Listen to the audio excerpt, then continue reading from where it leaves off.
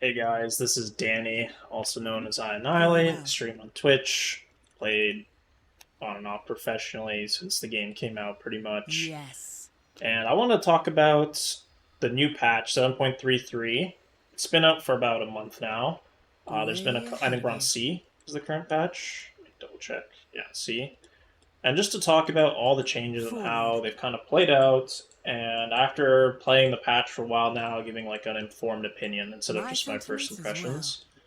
So I have a little checklist of things I want to talk about Your on middle the new tower is map. under attack. So we're gonna start with all the stuff I really liked about the new patch. And I was pretty salty when the patch came out. I wasn't a fan of all of the So be changes, it. and especially like I just don't like playing super imbalanced patches. It's like a necessary evil. It's the same thing when like talents came out. There's respawn talents. Once those are gone, talents are actually really cool.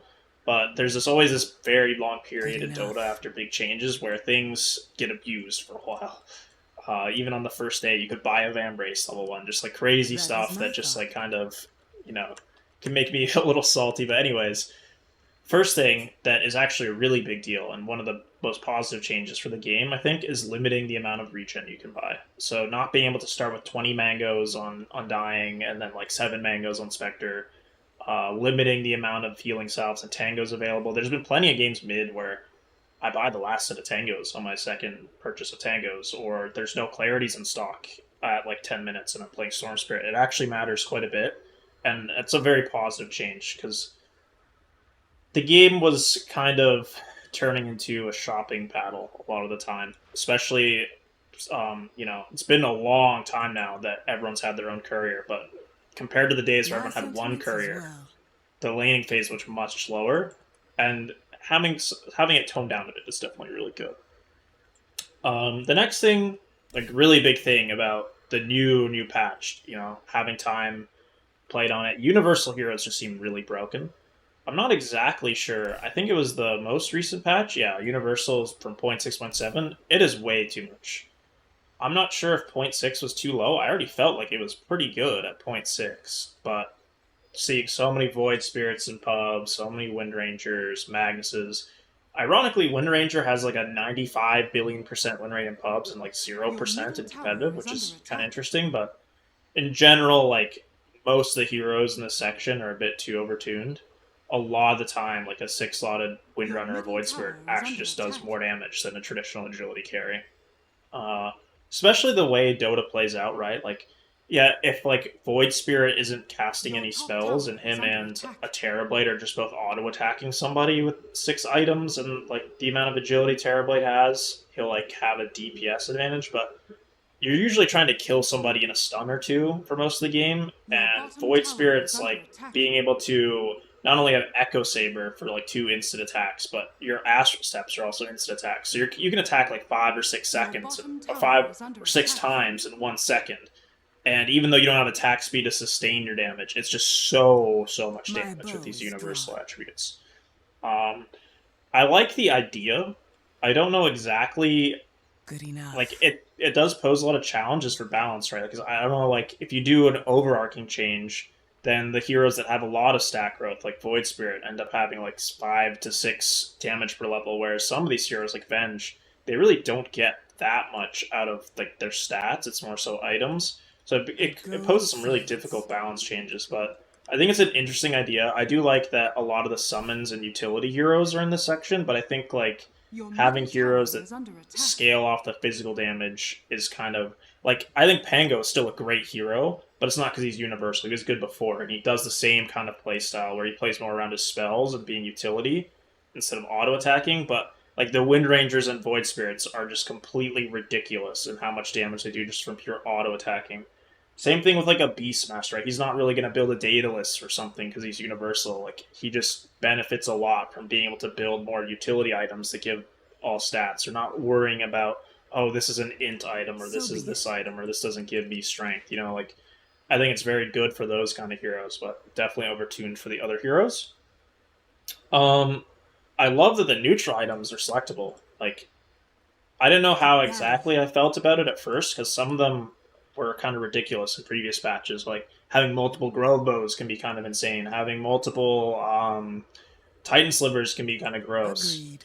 having multiple of the same tier 5 item is kind of gross sometimes. Like, imagine your team gets 5 Book of the Deads or something. That could be kind of crazy, right? Like, there does kind of create some cases that are completely ridiculous. But overall, like, one problem I had with neutral items before is like, I really want the Fairy Trinket or the Arcane Ring as Storm Spirit, but someone else on my team also really needs this. And then there's not a good item for me left. Like maybe there's just a broom handle that nobody wants because we have a carry Leshrac. But everyone being able to pick from 5 is actually a really nice quality of life change. There's a bunch of quality of life changes I really like as well.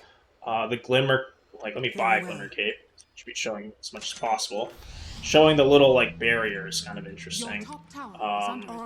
Same thing with like now there's a Pavis, having it be different colors. Yes. One thing I don't like at all, let me make it Juggernaut.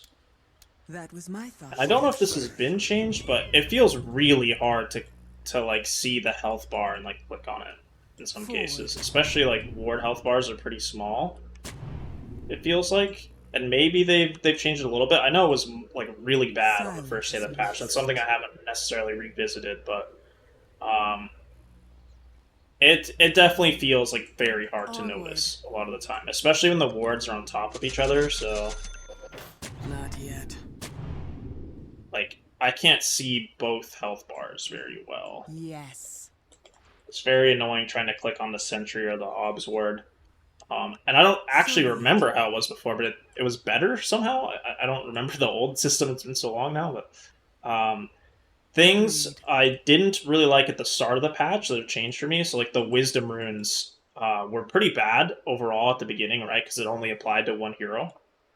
The recent patch, the C patch, fixed this. Now it gives the lowest experienced hero on your team XP as well, so it kind of splits it.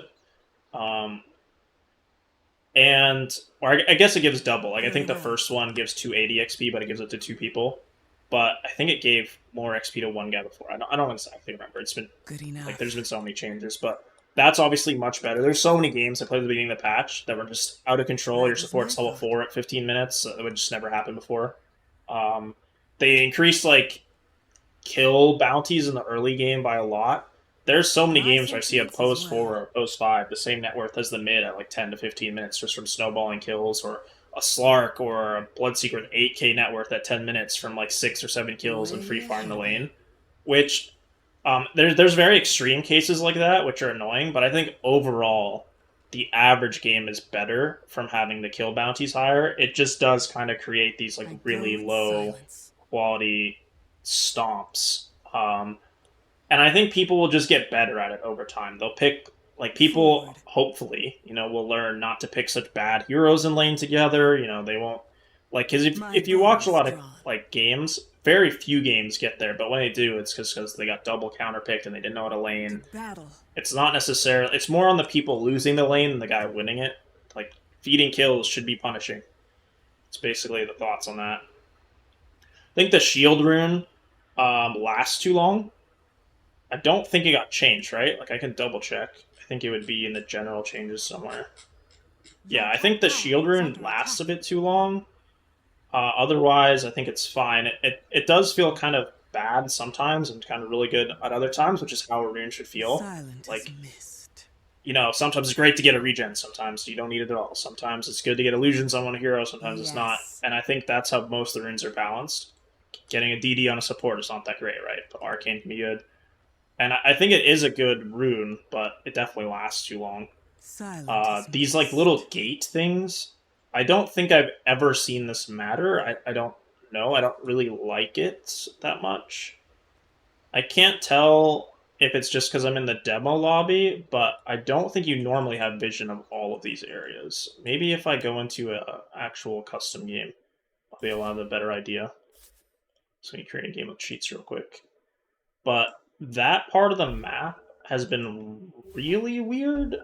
Like, outside of the Tormentors, which are kind of interesting, but honestly, like, I don't know if they should be changed in some way, but they feel really weird. Yeah, like, this vision area, you don't get vision here in a real game, okay? But this is, like, really weird. I don't know who it really benefits, because if these trees get cleared, I feel like it gives the enemy team more space to kind of come up your hill and move around in without having to go towards the middle tower. If that makes sense, or towards the tier fours. So I don't necessarily like this space. Like there used to just be trees and a cliff here, I think, or even just less space. I think it was just the trees. I don't remember. It's been so long now. But yeah, like I don't know exactly what these are for. They're interesting, I guess. And moving on to more like map stuff. So I'm gonna probably do this by circling around the whole map and then going inwards. So we'll start here. This Tormentor area and these Watchers, the Watchers are kind of cool. There's been plenty of times where I go to steal a Wisdom Rune or I see someone else about to steal one and the Watcher catches them and I get a kill because of it. You can see if they're going Tormentor. I've played so many games on the, like maybe 200 plus games in the past month, right? And I have not seen many fights at the Tormentor. Like, one of my biggest problems with this patch is there's too many things far away from, like, somewhere fightable. Roche is another big example, but at least with Roche, there's been a lot of games where we can fight at Roche because a lot of the times you know when Roche is respawning, unless it's the first time, and you can still somewhat play over there. I do think there's like a gross imbalance with the Roche pit, and it needs to be changed in some way. But when it comes to these Tormentors, oftentimes the enemy team just steals it if they're in the area, or you do it if it's convenient to you. You're not really like, I haven't seen too many times where like we're gonna force get the Tormentor, and if the enemy team takes the Tormentor, you're usually like doing something else. Like you're not gonna be able to group up and fight them over it. So I'm not exactly sure what the intention. Like maybe if this gave gold to everybody, it would be a bigger priority. But because it only gives like 250 gold or something to one person, and then you all have to heal afterwards, unless the shards are very valuable on sports or something, it's just very like very low reward for fighting over. Normally, both teams can just take their own, and that's just good enough. So it's just kind of weird to me in that way. Moving onwards, we have the Wisdom Rune spawn. I like the Wisdom Rune at this point. I think it's cool that you can fight over the tomes instead of like you're fighting over the enemy tome a lot of the time instead of fighting your own teammates for the tome, which is kind of cool. I will circle this area before we move forward.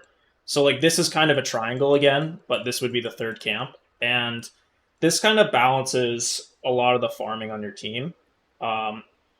Oftentimes your carry will want to farm this strip of camps in the early game, and then when they're strong enough, they'll start taking double ancients, so someone else can take other farm or like do stuff. Like usually there's enough farm for all three cores on the map now because there's so many camps, and it's more about balancing people getting the farm instead of just one guy taking it all or two guys taking it all. And there's been plenty of games where we're losing, for instance, and one carry can kind of hold these high ground areas and these neutral camps, and then the other hero can hide down in these camps down here, and you'll at least have two cores scaling while people are trying to get out of the map or holding an area together. So that kind of helps when you're behind, which, you know, I think in this patch it's very easy to get behind, but not too bad to play from behind unless you're down a billion gold. Similarly, I think a lot of the ward spots might need adjustments. So like this cliff, for instance, is nice. It's in a bit of a different spot than this cliff, it feels like. Like I know it like kind of covers the same area, but it feels like this one is farther from the Tormentor than this one when you play in-game. Like, let me actually double check my feeling on that.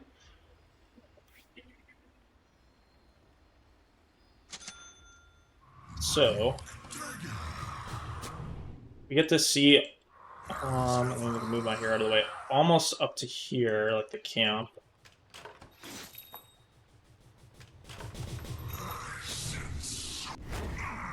No, it's about the same. It's just the perspective, I think. So that's pretty well done. But there are definitely some other imbalances, which, like, to point one out right now, there's a cliff here that everyone fights over level 1 in a lot of my games, because it shows the bounty rune, and both teams kind of get here around the same time as well, and they both place the ward, and then you fight over it. There's no cliff to fight on this side, so a lot of the times people's level 1 plan is just try and capture this cliff, and then a fight happens, which is, like, okay, but it also kind of gets rid of a lot of this like mind games and strategy. I don't know. It feels like you're kind of forced to go over this cliff too often. There's like you used to fight over this cliff or this cliff for bounties. There's no cliff here anymore, and this cliff just like it's honestly too hard, and it's just better to go for this one. It's like for lack of like super in depth explanation. So yeah, like there's plenty of spots. So now that we've gone to the Roche pits, this Roche pit feels very closed.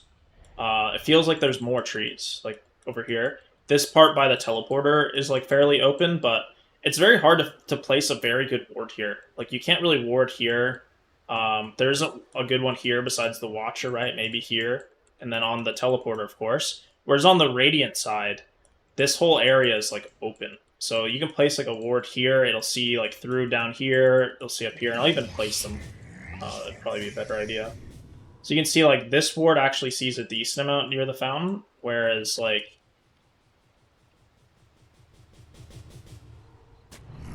this ward doesn't really see anything down the stairs in comparison. There's so many more trees here too. It does see more of this area, but like this sees a little bit of the pathway over here. This like feels like it doesn't show much in the game. The other thing I wanted to mention about this pit, right? There's so much. It feels like there's so few trees to hide around here, whereas like there's like some tree pathways here, some trees here. There's this like little pocket, I guess, but just how open this whole Radiant area is. Like you can place a ward here, and this sees like the pit. It sees. I have to kill this ward. Can't buy a shard because I'm on demo mode. Go buy some real quick. Didn't realize I didn't need them.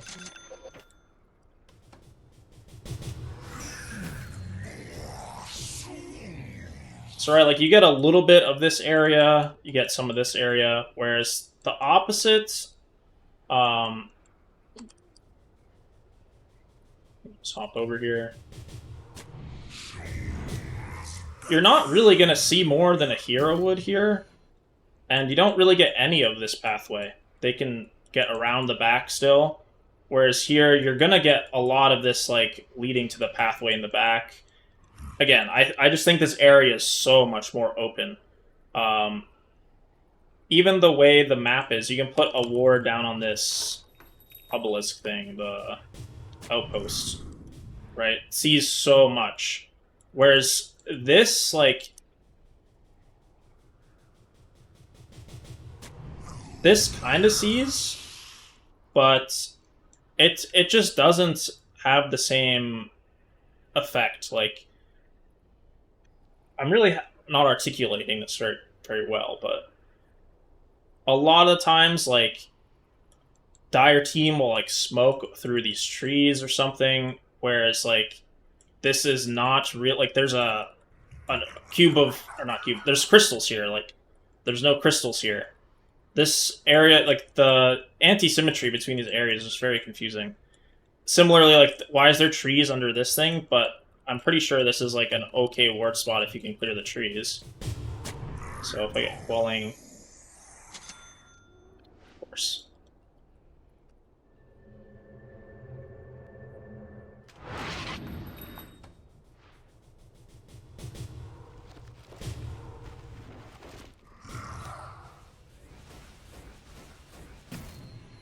You know, like, there instead of there being trees here, there's a like, somewhat serviceable ward spot. What are you going to do with this, you know? I'm not sure what the like, fix is to all this, honestly. I know I'm rambling on a bit, but I would expect them to at least be more similar in terms of, like, the fighting experience. It feels so much easier to fight in the Radiant area than the Dire area. And on top of that, like, it's not necessarily that you want to fight on the Radiant side for Roche, but think of it this way as well, right? Like, it's going to be daytime when you fight when Roche is in bottom because it's day, and you're going to see more because the area is more open. and it's easier to hold the area if you can see more. So like as Radiant, it's on your side technically, and you can TP here to get here. You can buy back in the middle of the Roche fight. If they have no towers, they can't really buy back and get down here. It's just very Radiant favored, this entire Roche bit.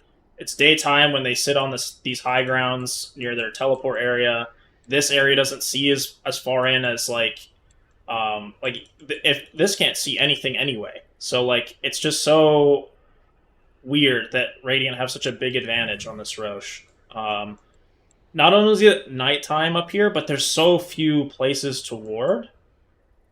It feels like, and I just don't really get that. On top of the fact that, again, they're in the corners, so it's kind of the same effect as the Tormentors, where you can't really mobilize over there very quickly. There's been plenty of games where we want to go contest Roche. Roche is dead by the time we get there.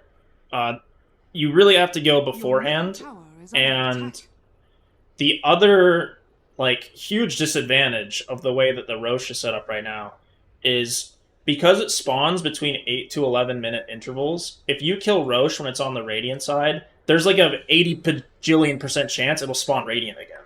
So whoever kills Roche on their side gets a pretty big advantage as well, because like we talked about, I did not. Oh, Roche just coming to fuck me up. Holy shit. Like we talked about, right? If it's on your side, you can TP and buy back without travels. So I would say that most heroes hit their timing between 20 to 25 minutes, and that's when Roche is on Radiant. Other heroes might, like Ursa might do it earlier, like 15 minutes or so on Dire. There are some times where, like, you know, Dire can get it, but it does feel that, like, whoever kills Roche first will permanently force it to spawn on that side if they keep doing it every time it respawns. Because, like, if I kill Roche now, it spawns early, 8 minutes from now. Like, let's say it dies at 11 minutes. It'll be 1 minute until it's Dire, and then most of that spawn window will be 1 minute until it's Radiant, and then most of that spawn window will be Radiant side. And it kind of just stays there for the majority of the game. And if you kill it like at 12 minutes, it's like guaranteed to be Radiant as well. So there's like it's like very favored to respawn in the same spot it dies.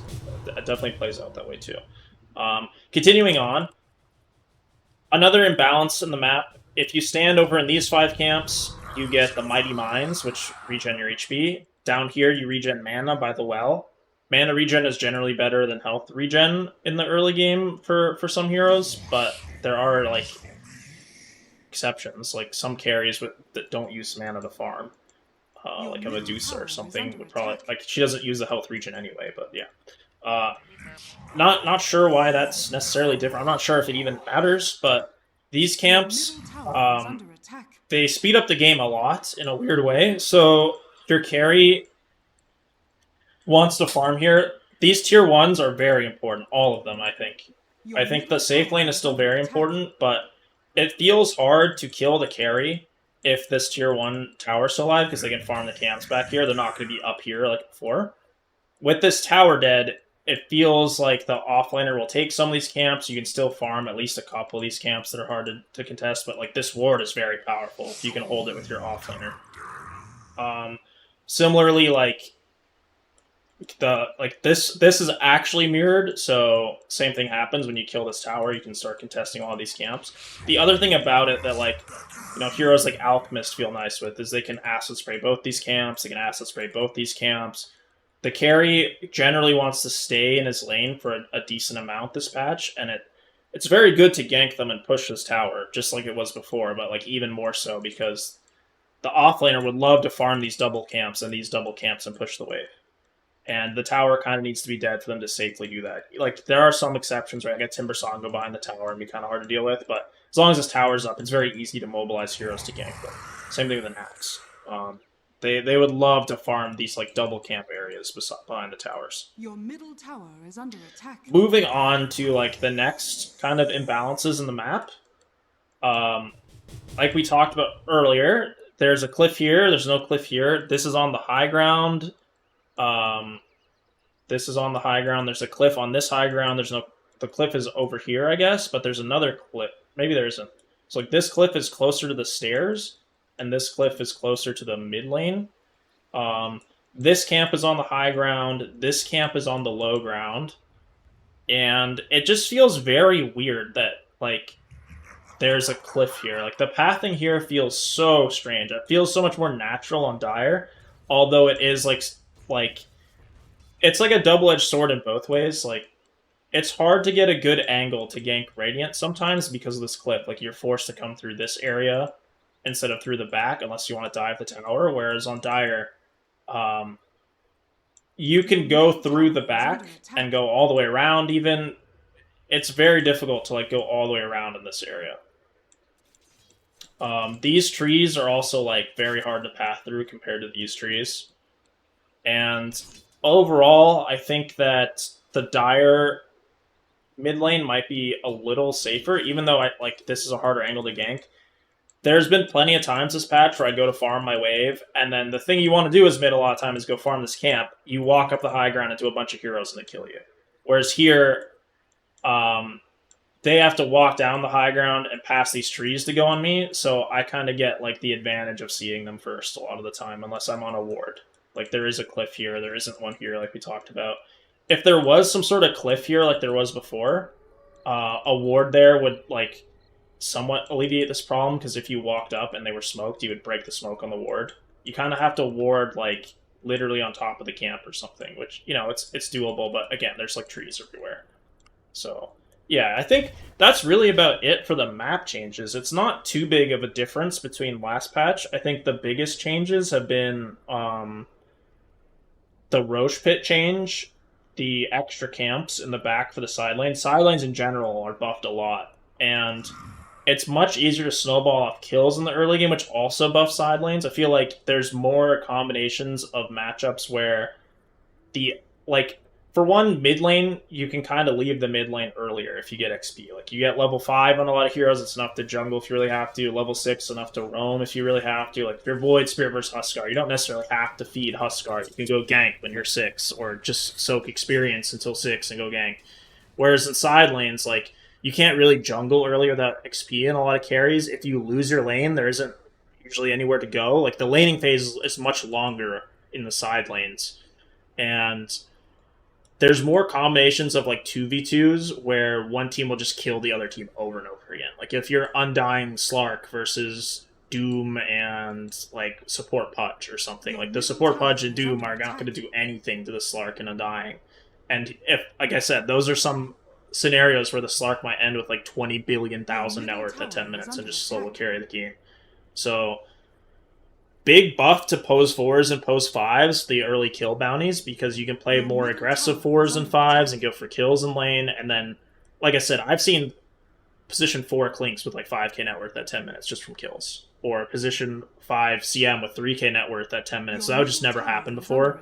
On top of the fact that like you can't spam as much regen, like even if like it was the meta to spam a million mangoes, you literally can't. So you just end up saving more gold overall, based on those changes as well. But yeah, how I feel about the patch, like in summary, I think that there's more good than bad for the changes, and I think that a lot of the changes will get ironed out over time. I really think that the Roche Pits are not good. I think that would be the first thing I'd want changed. Also, I completely forgot to mention these Twin Gates, actually. So I think these need a cooldown or something. I don't know. I think a lot of like previous patch strategy. So if you pick something like a Tide Hunter, and you went to you went to TP Ravage the safe lane when you're level 6, where you get like your carry has to TP bomb to farm now because you both can't farm the same lane. Whereas you can just take the portal back to your lane now. So I think it kind of buffs these immobile heroes too much. I also think one change I saw somebody mention was that they at least wish that the neutrals that are like summons can't go through the gate. So let me see if I remember. Level bots. So another thing I don't like about these gates is that summons can go through them, which is another like huge reason why heroes like Chen and Visage can be so strong. It used to be if you wanted to TP to a team fight as Visage, you have to resummon your birds, right? Well, if a fight is happening in the bottom side of the map, or you want to connect to your team for smoke, which is the most like the more common situation. Not so much like TPing into a fight. It's just like going towards your team instead of flying across the map. You can just take the portal, and I do think that these need to be rebalanced in some way, and that they could be good. I think a cooldown or some sort of cost, like if it's not time based, just some sort of cost for spamming using them would be a huge benefit. So that like I really do think a big skill in Dota was managing your TP and managing your position on the map. And this just feels still like cheating and less so like an extra tool you like it's not an extra resource you have to manage. It's just literally like cheating, you know.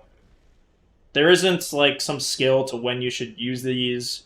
Like it doesn't have a cooldown, so like if I use it now I can't use it later, or you know what I'm talking about. I think it should just have a drawback to spamming it at the very least. But yeah, I think that's about it for this like 7.33 onwards patch. I'll probably make some update videos over time for things to get changed. Hopefully the Roche pits get changed next, or maybe Tormentors get buffed in some way.